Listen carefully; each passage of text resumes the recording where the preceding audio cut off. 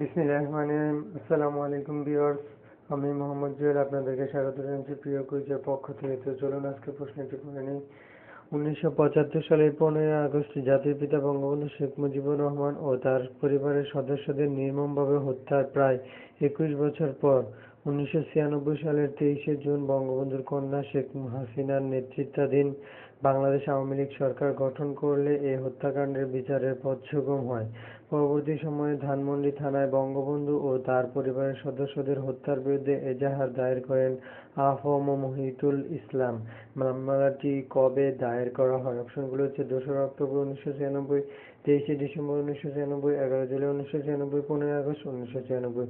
তো আমার চ্যানেলটি যারা ইতিমধ্যে সাবস্ক্রাইব করেছেন তাদেরকে জানাই অসংখ্য ধন্যবাদ। যারা এখনো চ্যানেলটি সাবস্ক্রাইব করেননি, প্লিজ সাবস্ক্রাইব মাই চ্যানেল, কারণ আমরা প্রতিদিন সবার আগে আপনাদের কাছে প্রশ্ন উত্তরগুলো পৌঁছে দিয়ে থাকি।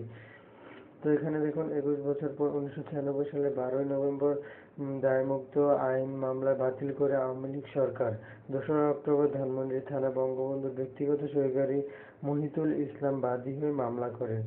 2রা অক্টোবর 1996, 21 বছর পর। তো আমার চ্যানেলটি এখন যারা সাবস্ক্রাইব করেন না, প্লিজ সাবস্ক্রাইব করেন চ্যানেল।